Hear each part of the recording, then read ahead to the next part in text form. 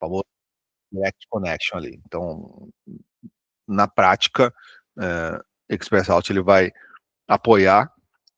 Cai na prova o quê? Né? O que mais cai aí do contexto de ExpressRoute? É você já ter a noção clássica que quando a gente fala de ExpressRoute, ele vai estar, sim, criando 2 túneis, ele já tem o SLA aqui relacionado ao SLA de 99,5, e esse SLA pode ser um possível cenário para a sua prova. Por que eu falo isso, que pode ser? Porque na prática a prova ela vai criar contextos para você determinar a melhor arquitetura de conectividade, seja ela VPN ou ExpressRoute. Quando eu uso VPN, lembrando que a VPN eu vou passar pela internet. Quando eu uso ExpressRoute, lembrando que ExpressRoute tem uma latência muito baixa, mas depende aí de roteamento e depende dos serviços de terceiros. Qual que seria... Oi? Ele dá um bypass na internet. Ele dá um bypass na internet. Ele evita, ele não passa pela internet, né? É como se fosse um link direto.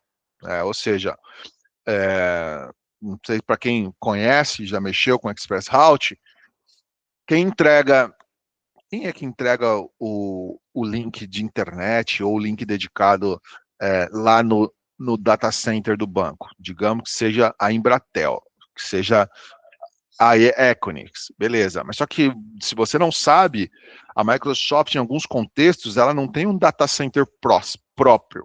Ela faz uma alocação de um cage dentro de um data center da Equinix, por exemplo. Isso. Aí você entra no data center, você tem um cage que é para os clientes, para o banco, tal, para vários outros fornecedores, e você tem um outro cage ali que é compliance Microsoft. Tinha um outro cage lá no fundo, que é a AWS, um outro, cara, é um data center que tem um cage lá. Meu, é como se o cara jogasse fizesse um golden jump ali, é como se ele fizesse um crossover entre os ambientes. Ou seja, eu estou no mesmo dentro da estrutura do data center da Equinix, permitindo esse circuito de roteamento. Por isso que não passa pela internet. Por isso que não passa na internet. Ah, mas e se esse circuito cair e ficar indisponível? Beleza, eu posso fazer contingência via VPN.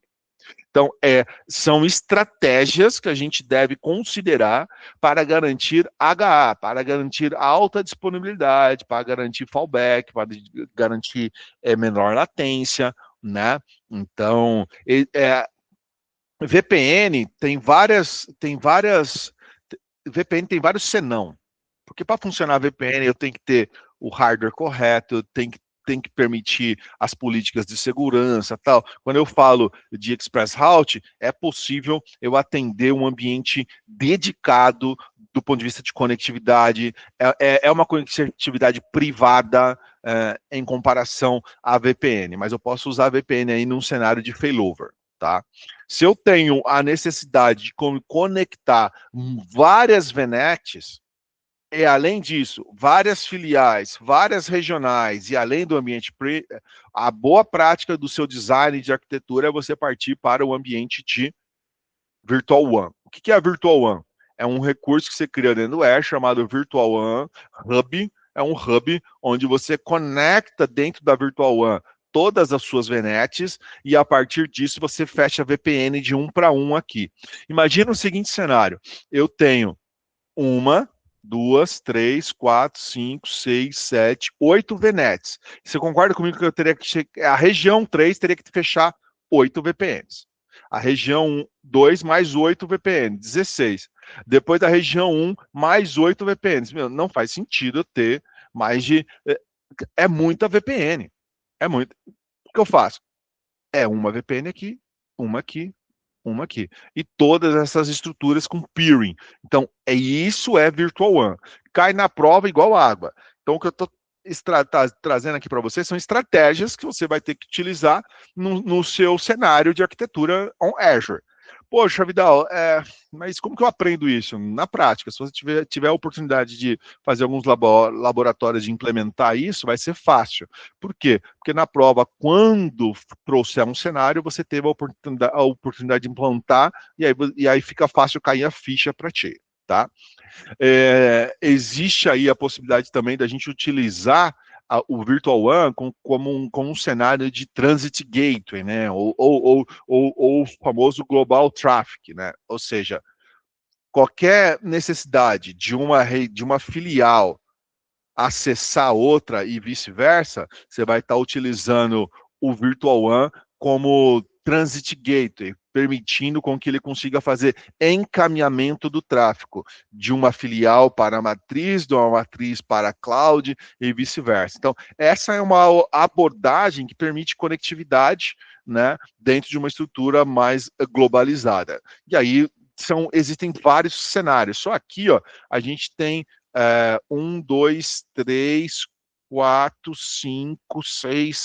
8 cenários. Quais são os cenários? É uma filial acessar uma VNet, é uma filial acessar o Azure, é uma filial acessar outra filial, ou podendo usar a Express Route. É um usuário remoto conectando na VNet, é um usuário remoto acessando uma filial, é uma VNet acessando outra VNet, é uma filial acessando o Hub, que o Hub acessa a outra filial. É uma filial acessando um Hub, que o Hub acessa uma VNet. E é uma VNet que bate no Hub, que o Hub vai... Pô, Vidal, são tudo isso de cenários que podem cair na prova? Boa sorte. Eu tenho que memorizar tudo isso? Teoricamente sim, mas aqui é mais fácil.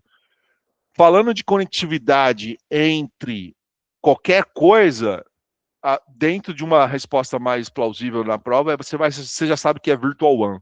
Virtual One vai ser a resposta. Então, por mais que você tenha muitas opções aqui, ó, você tem vários cenários, com o Virtual One você sabe que é o que ele vai resolver ali, essa estratégia, tá? De conectividade. Oi? Exatamente. É sobre isso. É sobre isso. Mas aí agora entra um ponto importante aí na sua fala, e aí eu não posso deixar de falar, né? Porque é o seguinte, amigo. A partir do momento que você configura um peering, né? Peering. Se eu não declarar nesse peering aqui que eu quero o Transit Gate, ele não vai funcionar também nativo. É uma opção que a gente tem que definir na hora que a gente configura o peering, tá?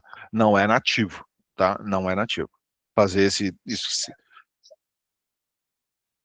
É,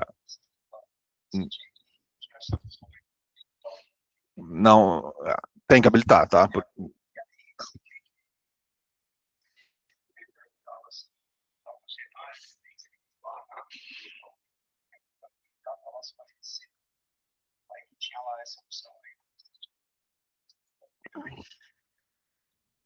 Exatamente isso. Não é nativo. Vamos lá. O A fala com o B. O B fala com o C. O A fala com o B. O B fala com o C. Agora eu quero saber se o A vai dar um bypass e vai passar e vai falar lá com o C. Usando a rede B. Para isso tem que habilitar um transit gateway para fazer o encaminhamento, tal, aquela parada toda. É aqui, ó. O A, B e C. O A fala com o B fala com o C. Esses dois se falam. A Spoke 1 fala com a 2, pessoal? Sim ou não? Não. Como que ela faz para se falar? Se eu habilitar o Transit Gateway, aí ele vai fazer um encaminhamento aqui, ó. Aí ele vai fazer um encaminhamento. Do jeito que está no slide aqui, eles não se falam. Eles não se falam. A Spoke 1 não fala com a 2. Não fala com a 2. Se eu habilitar o Transit Gateway aqui no Hub, aí ele vai fazer o forward. Ele vai fazer o forward. Combinado?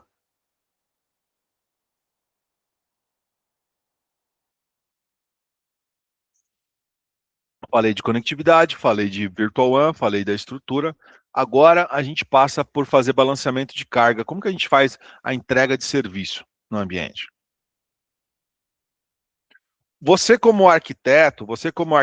que você deve considerar para garantir soluções de balanceamento de carga? O tipo do tráfego, a região, disponibilidade, custo. Mas como que eu faço isso? Na Azure existe Front Door, Traffic Manager, Load Balance e Application Gateway. Quando eu devo usar um, quando eu devo usar outro? Se eu tiver que ajudar você no raciocínio rápido, das 4 opções, você tem que entender que, anota aí, Front Door e Traffic Manager são duas soluções globais. Globais. Então, como assim global? É, global. Então você vai chegar e vai falar assim, ah, entendi. Então, Traffic Manager e Front Door é globalizado? É a nível de DNS. Você cria, na hora que você cria, você não seta uma região. Então, isso entra numa caixinha de conhecimento, beleza. Load Balance e Application Gateway é local. São recursos que você cria numa determinada região. Beleza. Guarda numa outra caixinha de conhecimento. Perfeito. Aí, qual é a diferença de cada um desses caras? Como que você diferencia esses recursos? Tá? Você diferencia da seguinte forma. Vamos falar de Front Door e Traffic Manager, os dois globais. Front Door faz todo o balanceamento de carga de aplicação, requisitos, tudo.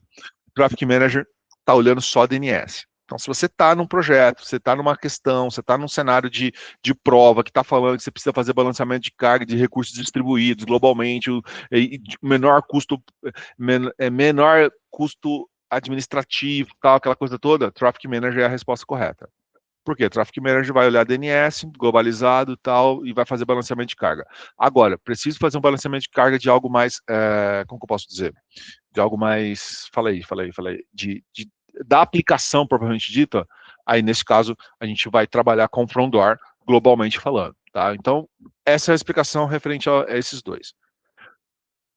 Load Balance e Application Gateway já está relacionado ao quê? Já está relacionado a você fazer Load Balance, cara crachá, balanceamento de rede tradicional, que a gente conhece, e o Application Gateway é o balanceamento da aplicação, né? Ou seja, ele vai entender, tá lento para fazer o login, então ele vai entender qual que é, quais são os serviços, quais são as requisições quais são os servidores que está gerando um pouco mais de gargalo, para fazer porque aquele login está lento. Então, o Application Gateway, ele consegue interpretar ali todo tipo de tráfego, né?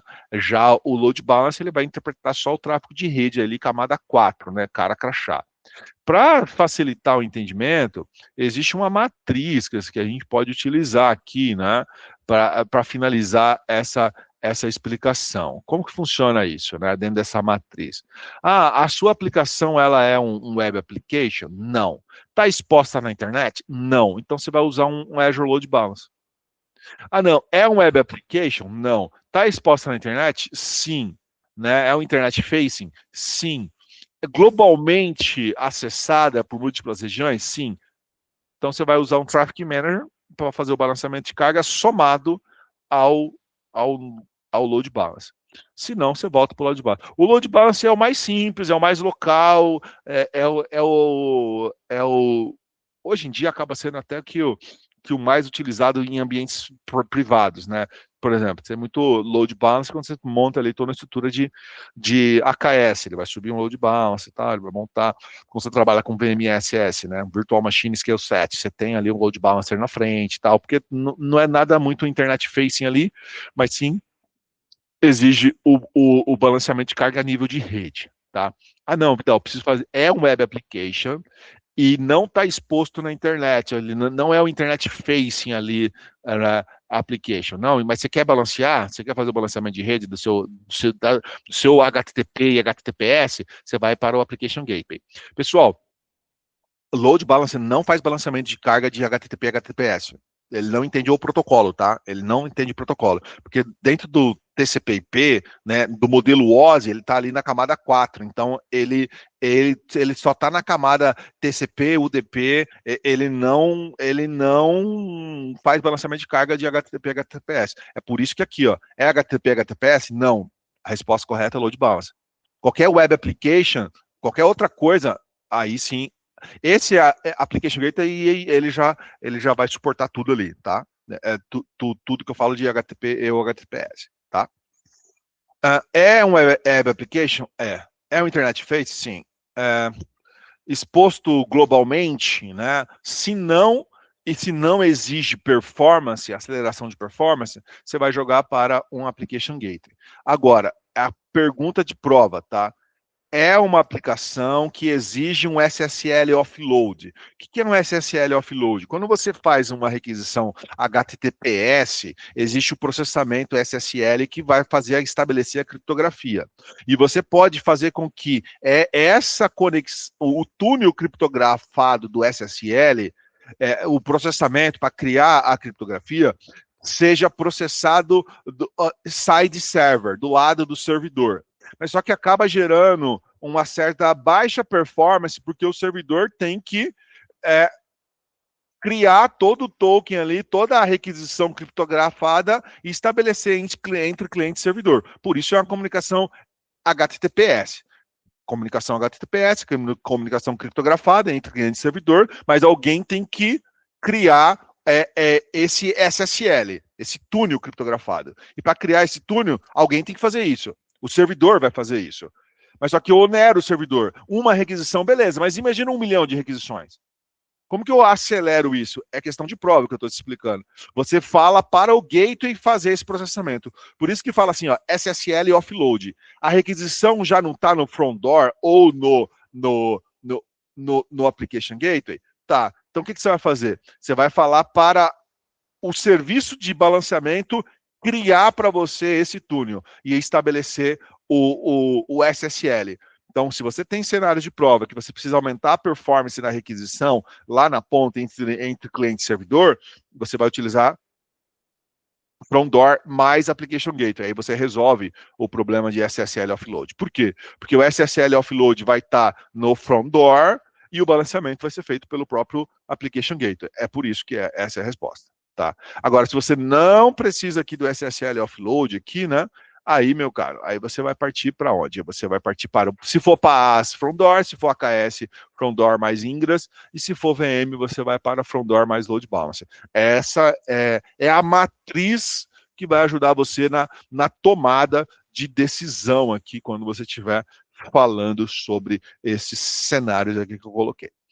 Claro que fica difícil memorizar isso na hora, mas tendo um entendimento que esse cara, Application Gateway, ele é local, From Door, ele é regional, ele é global, já facilita muito, porque na prova vai cair qual é o load balance que você vai usar para fazer a distribuição e o balanceamento de carga de recursos globais ou de recursos regionais. E aí, se for global, front door ou traffic manager. Se for regional, load balancer ou application.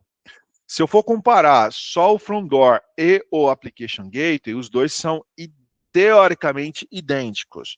A única diferença é que um é regional, o outro é global, porque os dois falam layer stat, né? Os dois falam camada 7 ali, tá? Vamos falar do Azure Load Balancer.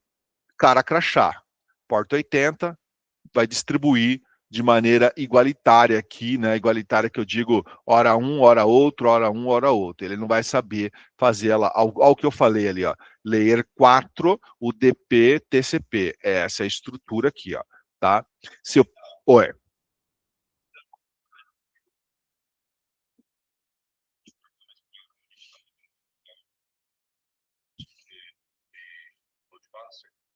Então, posso considerar que o manager não vai fazer CDN. Mas CDN é só o front door. Falou tudo, exatamente isso. Traffic Manager não faz CDN, tá? Traffic Manager é DNS puro. Ele não entende de CDN. Ele não entende de CDN. Excelente pergunta aí, excelente ponto. Dito isso, para a prova, eu preciso trabalhar com balanceamento de carga TCP e UDP, Layer 4. Seja inbound, outbound, e seja de servidores aqui. Como que eu faço isso?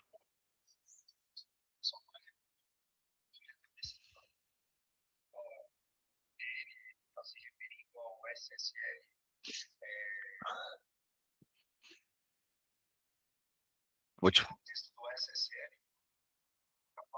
Não, está falando disso aqui, ó. CDN. O que é o CDN? Imagina...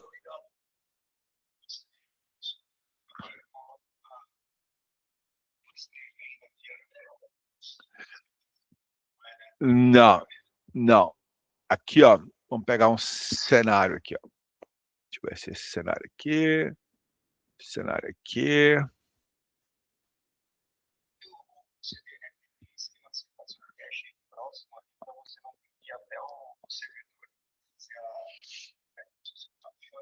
É exatamente isso.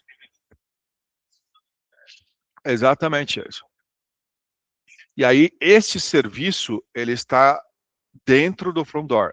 Ele é uma feature que você habilita dentro do front door. O front door, ele vai fazer todo o roteamento.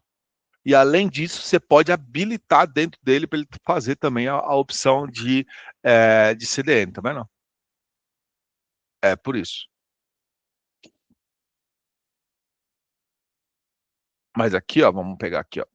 Acho que vale a pena a gente detalhar todos os tipos de balancer, tá? Vamos deletar, vamos do mais simples para o mais complexo, teoricamente. O mais simples, load balance. Cara crachá, cara crachá, cara crachá, cara crachá, cara crachá. Beleza.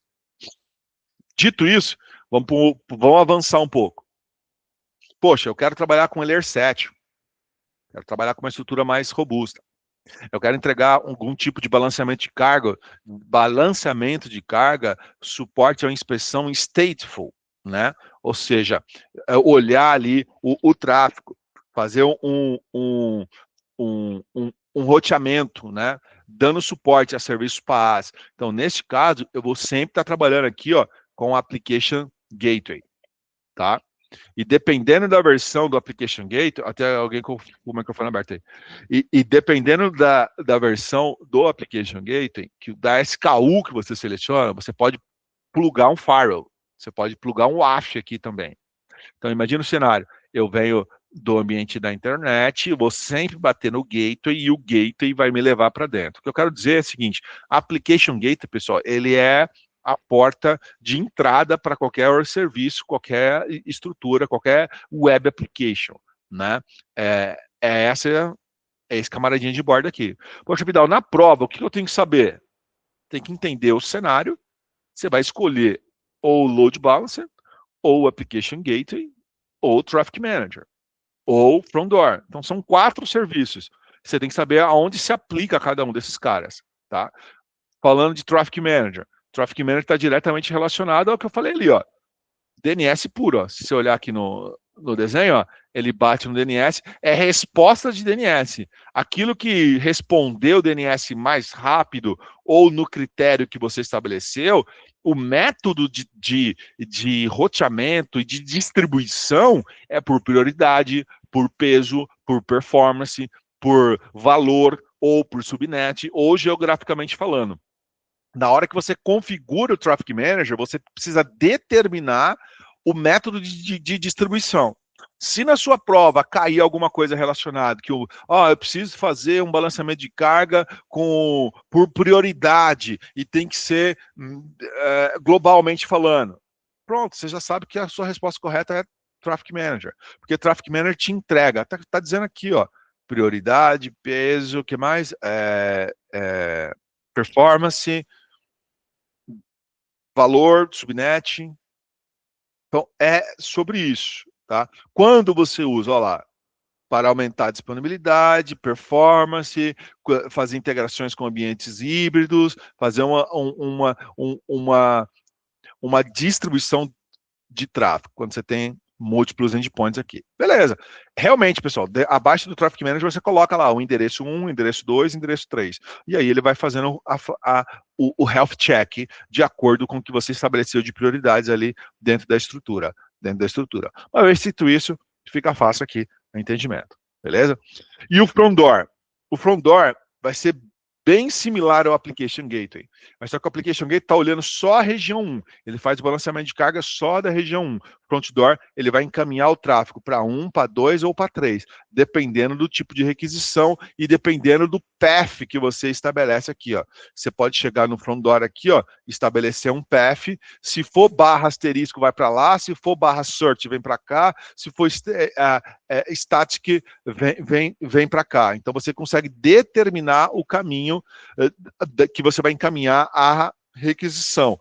Você também consegue fazer isso no Application Gateway, mas o ponto é que o Application Gateway vai fazer essa fatiada só na região que ele foi criado, né? Então, o Front Door permite a gente estabelecer um cenário um pouco mais amplo, tá? Do ponto de vista aqui para diminuir latência, aumentar a prioridade aqui entre essa distribuição de tráfego. Também você consegue trabalhar no front door com o recurso de afinidade, né? Affinity, ou seja, eu mandei a requisição para o região 3, então eu vou a próxima requisição para esse mesmo endpoint e eu vou continuar jogando ali para a região 3, assim por diante. O que eu quero dizer é que o front door faz parte do Microsoft Global Network. Existe um Microsoft Global Network e o front door e o Traffic Manager faz parte do Microsoft Global, da rede global do Azure. Diferente do Application Gateway, que você cria ele dentro da tua VNet. Você vai lá, cria a sua VNet e a sua VNet entrega este serviço aqui. Tá ok? E o CDN que você havia perguntado? Poxa, eu tenho um cliente que acessa, ele precisa subir, ele precisa acessar o meu, ele vai acessar a minha aplicação. Ele vai acessar o e-commerce. E o nome já está dizendo. Poxa, para ele carregar a imagem, está levando 120 milissegundos. Se eu colocar um CDN na frente, ele vai carregar essa imagem com 40 milissegundos. Ou seja, vai reduzir a latência, porque eu vou fazer, eu vou usar os pontos de distribuição, né, dentro da rede CDN. Todo mundo já ouviu falar no famoso Akamai, lembra do Akamai? É como se fosse o Akamai, né? Eu já tenho ali vários service, vários o que a gente chama de ponto de presença, né? Vários POP ali, né? Point of Presence, vários pontos de presença permitindo com que aquela informação possa ser feito o cache ali, né? Então, se eu tenho um cliente que está fazendo a requisição lá do Nordeste, um outro cliente que está fazendo a requisição do Sudeste, o tempo de resposta para a informação acaba sendo o mesmo, porque ele vai buscar um repositório das imagens, dos arquivos já cacheado próximo da região dele e próximo da região Nordeste e o mesmo acontece próximo da região Sudeste. Quando a gente fala de uma solução globalmente falando, o mesmo acontece. Eu estou na Europa, na Oceania, nas Américas, ele vai buscar por pontos de presença, né, por endpoints mais próximo da onde aquela requisição ela existiu, justamente permitindo, né, com que você consiga diminuir essa latência, ela que é o point of presence aqui, que é o POP que eu falei para vocês, ok? Dúvidas aqui? Tranquilo? Design agora. Como que eu faço para garantir proteção de acesso aos recursos na Azure? Existe um negócio chamado Service Endpoint, existe um negócio chamado Private Link. Qual a diferença do Private Link para Service Endpoint? Qual a diferença do Service Endpoint para o Private Link?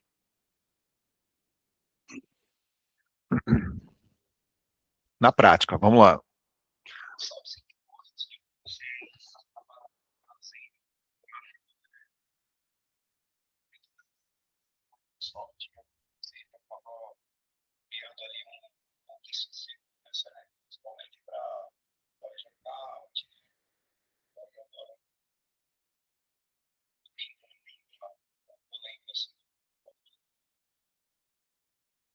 Tá certo, não tá errado não, mas precisa só ajustar algumas cocetas aqui. Que mais? Quem mais, pessoal? Service Endpoint, Private Link, Service Endpoint, vamos lá.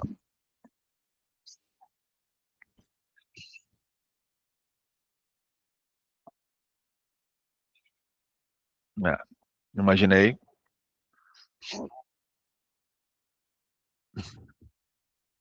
Ó, vamos dar um cenário clássico, né? Eu vou explicar de uma maneira rápida e objetiva e direta, tá? Eu tenho uma máquina virtual. Eu vou usar esse próprio slide aqui que dá para explicar com esse slide, tá? eu tenho uma máquina virtual. Essa máquina virtual precisa acessar um storage. Quando você automaticamente cria um storage, se você não fizer nenhuma configuração, ele já está exposto na internet, sim ou não?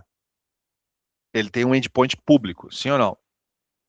Porque ele é um PaaS. Se eu vou lá, fechei o olho, fui lá, criei um SQL. Se você criar um SQL hoje lá, um SQL Database, cria você hoje lá o SQL Database. Quando você finalizar a criação do SQL Database, concorda que ele vai ter um endpoint público? Se você tiver o login e senha, a chave, você consegue autenticar nesse SQL via internet. Você entrega lá a URL e você consegue acessar. O mesmo com storage. Então, como que eu explico o Service Endpoint? Da maneira mais objetiva. Poxa, eu criei um storage, eu criei um serviço PaaS no Azure.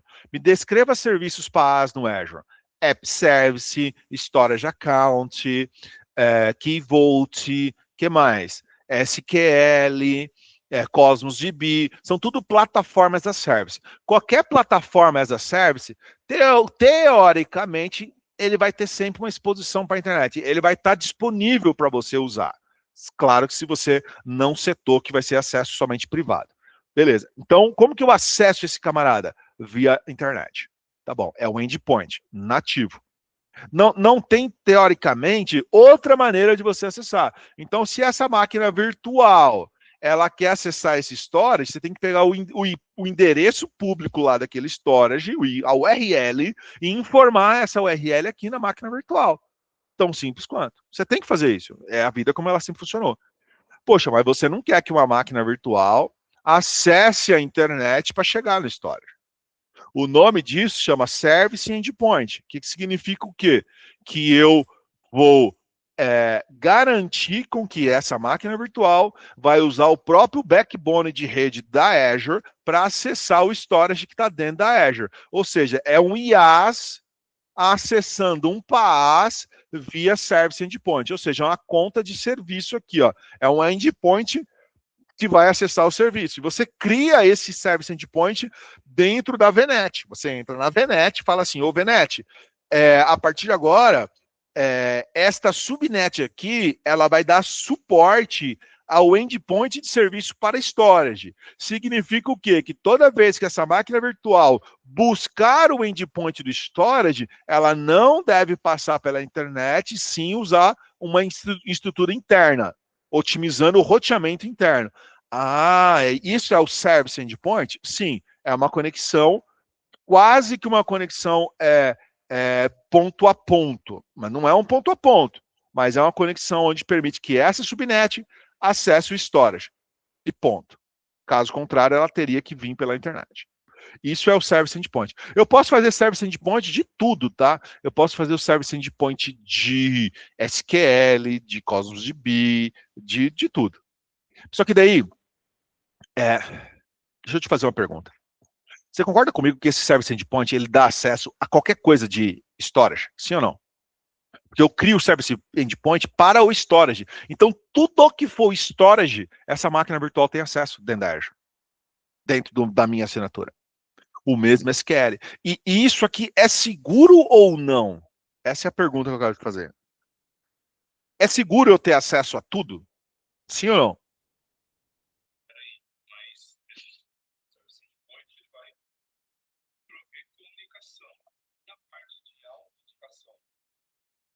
Você está...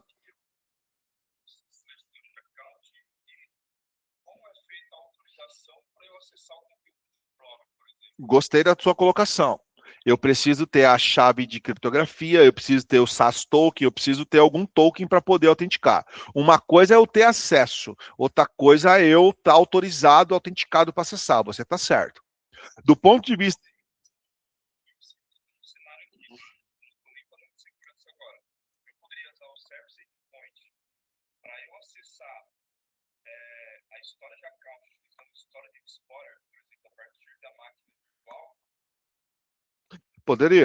Poderia, desde que você tenha a chave de autenticação e você logue. Sim, sim, correto. Mas qual que é o ponto que eu quero trazer a atenção de vocês, que é o que faz a diferença entre um Service Endpoint para um Private Link, para nunca mais se esquecer. Eu entrego conectividade aqui, entrego. Mas agora eu preciso entregar a conectividade com segurança extrema, com o máximo de segurança. Concorda que aqui eu tenho conectividade, eu também tenho segurança, porque eu preciso de um... Eu abro o Storage Explorer a partir da VM, mas eu preciso ter as devidas permissões, correto? Mas se eu estou com um vírus, se eu estou um pouquinho desmotivado e tal, se eu tentar fazer um brutal force em vários outros storage que eu conheça o endereço, que eu tenha o IP, eu posso tentar conseguir fazer a partir desse cara, porque eu estou no service endpoint. É como se eu estou numa avenida com vários storages disponíveis e eu tenho acesso somente a 2, 3 storages que estão naquela avenida. Mas se eu tentar buscar outros, eu vou. Se eu tiver o acesso, eu vou conseguir. É isso.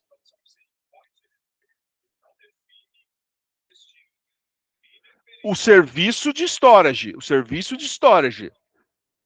O que vai determinar o perímetro ali é o que você pode ou não autenticar. Mas se você quiser ser um pouquinho mais agressivo, você vai conseguir.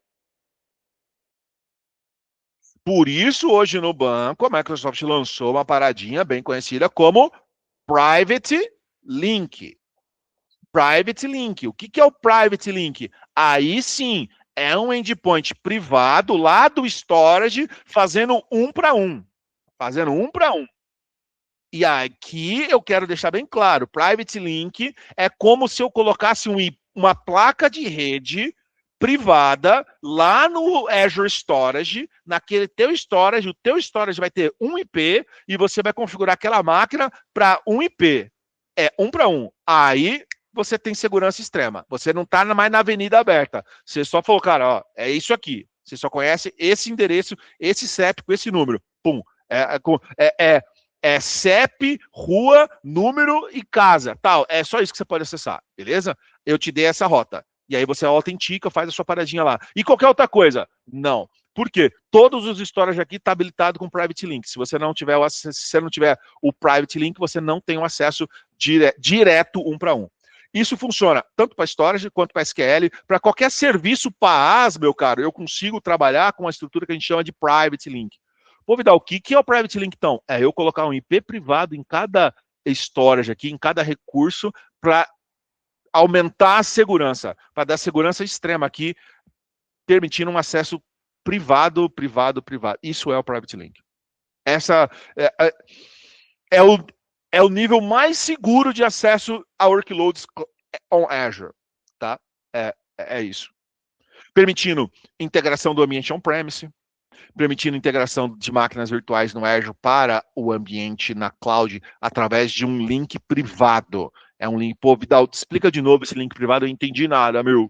É isso, é você colocar uma placa de rede lá no PaaS, você ganha um IP. O teu storage que você acessava via URL, storage, agora você consegue acessar ele pelo IP. IP XPTO, ele ganha um IP, tem até uma resolução de DNS nova, chamada Private Link, tem um IP novo, que você direciona isso lá na sua aplicação, e a sua aplicação consegue acessar sem passar pela internet, você consegue fazer uma conectividade privada até do ambiente on-premise para o ambiente cloud lá. Imagina um ambiente on-premise, uma aplicação local, acessando um storage via Service Endpoint. Poxa, é uma aplicação local acessando um mundo de storage dentro da sua assinatura. Agora não, eu tenho uma aplicação local acessando um private link, um IP privado no PaaS para a minha aplicação. Isso acaba sendo um dos melhores mundos aí quando a gente fala de private link sendo usado em PaaS, tá? PaaS. Ficou claro? Essa é a diferença. Beleza? Isso é conectividade. Então, isso é o meio de acesso, né? Agora, deixa eu fazer uma perguntinha aqui que faz sentido muito para o nosso cenário aqui, que está acabando agora. Vamos lá. Eu preciso... eu tenho aqui, ó. Eu tenho o servidor A. Imagina aqui, ó, que eu tenho esse cenário aqui, ó. Eu tenho esse servidor A. Ó. Eu tenho o servidor A aqui, ó. Isso aqui. Esse cara precisa acessar esse. eu preciso de duas coisas. Como que eu faço para um servidor A acessar o B e o B acessar o A? Eu preciso de duas coisas. Como que eu faço para que um servidor possa acessar outro? Existem duas coisas necessárias. Quais são essas duas coisas?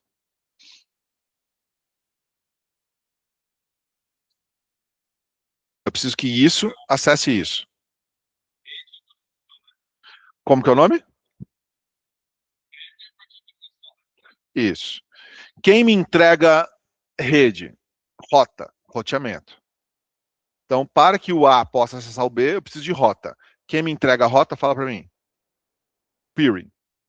Agora, a autorização. Quem entrega a autorização? Não. Quem entrega a autorização? Não. Ó, pessoal, hoje você acessa a internet. Por quê? Porque você tem rota e você tem uma porta liberada no firewall. Lembra disso? Eu preciso de firewall. Para que uma conectividade aconteça, eu preciso de duas coisas: rota e firewall. Lembra disso? Pô, não tá, o servidor não está acessível, tá, não tá funcionando. Tem rota? Tem. Tá liberado no firewall? Tá. Então aí você vai procurar outro problema. Essas são as duas perguntas iniciais que você faz. Lembra disso? Tem rota? Tá liberado no firewall? Qual é o primeiro nível de firewall dentro do Azure? Network Security Group.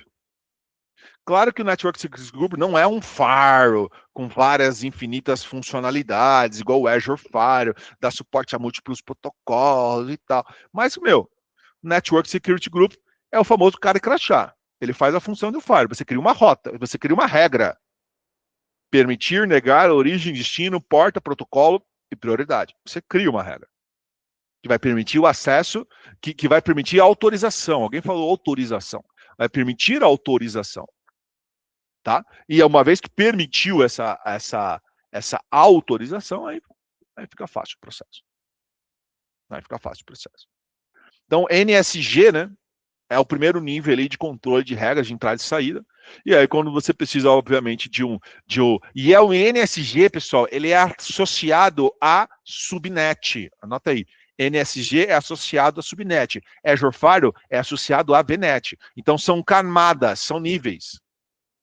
Quando eu quero fazer a proteção hierárquica de filtro de múltiplas VNets, eu vou estar trabalhando com Azure Firewall. Múltiplas VNets, eu vou estar trabalhando com Azure Firewall. Tá claro aqui? Azure Firewall. E eu posso ter vários Azure Firewall. Depois eu tenho o Azure Firewall Manager, que gerencia vários firewalls abaixo dele e tal. Papapá. Então, quando eu estou falando de proteção, realmente, agora é autorizador. Você concorda comigo? Eu tenho rota, mas eu não consigo acessar. Por quê? Porque eu não tenho regra no firewall liberada. Eu preciso de regra no firewall. Eu preciso de regra no firewall. Para poder permitir o tráfego, monitorar tráfego, entrada, fazer inspeção e tal. Isso aqui é firewall com políticas e regras camada 3 e camada 7, né? A nível de aplicação. Mas agora, quando eu tenho que fazer regras de, por exemplo, SQL injection, fazer regras de análise ou até mesmo de inspeção do tráfego, eu tenho um firewall especializado em aplicação, que vai ter a capacidade de avaliar qualquer tentativa de explorar vulnerabilidades em a minha aplicação, utilizando através de scripts dentro do meu website. Então, agora aqui, eu vou trabalhar com outro cenário, com outro tipo de firewall. Qual é o tipo de firewall que eu trabalho? O AF. Eu pego o meu application gateway ou o meu front door e aplico regras de firewall na minha aplicação. Então, aqui eu não estou falando mais de firewall de acesso à rede, e sim de firewall de aplicação. Eu vou me proteger contra ataques. Então, é uma outra camada de firewall, que não exclui você ter o firewall tradicional. São camadas de segurança. Então, no começo da aula, eu trouxe esse slide. Ó. O que eu vou usar? Então, a resposta correta é esse slide. Se você conseguir compreender que na camada de dados, você vai usar o Defender. Na camada aqui, você vai usar o Container. Nessa camada de rede, ó, você vai usar o NSG, Application Security Group. Na camada de perímetro, DDoS. Olha lá, cada serviço é usado num tipo, né, de camada. E aí, obviamente, você atuando como arquiteto, né, você sendo um arquiteto, é isso que você vai aplicar no dia a dia. Olha lá, assim que fica. Vai.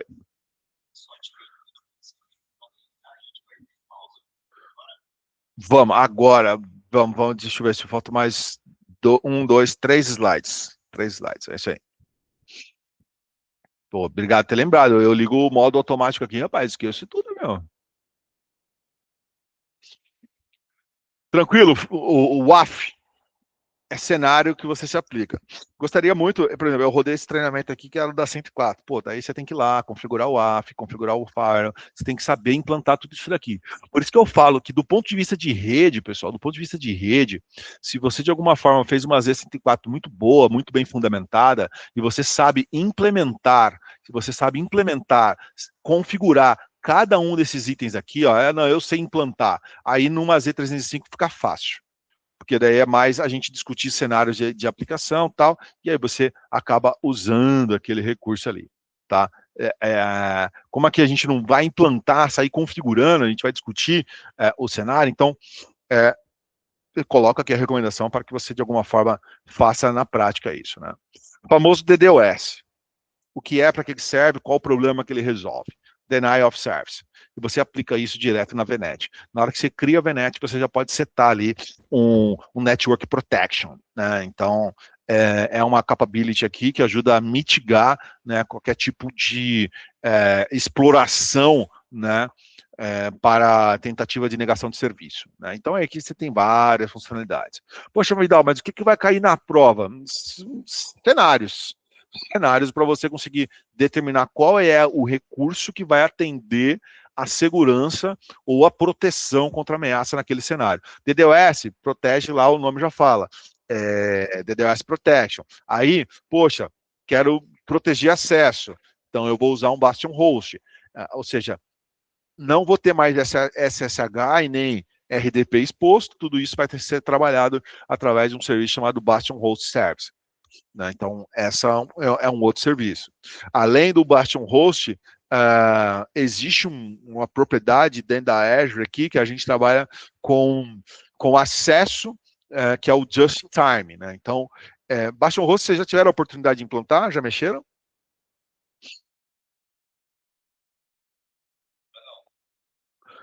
Tá.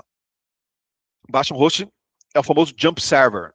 Talvez você possa reconhecer ele com essa expressão Jump Server. Se eu tenho 5 VMs para acessar na cloud, como que eu acesso essas VMs?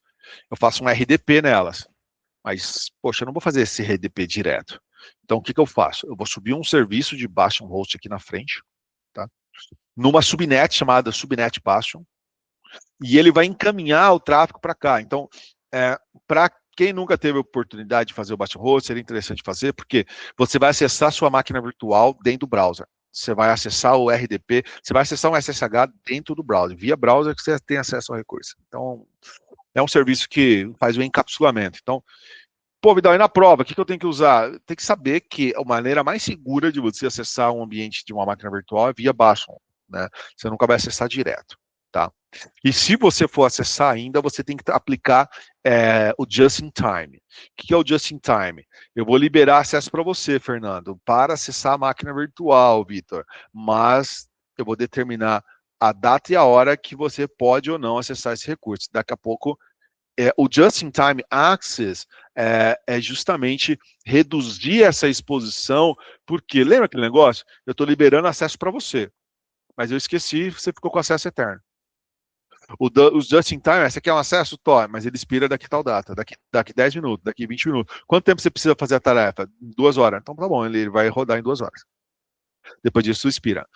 Tá, ele vai te liberar acesso na porta tal, tal, tal, vai bloquear essas, está integrado com o NSG e tal, mas no final das contas, você vai ter um acesso já dentro de um horário estabelecido.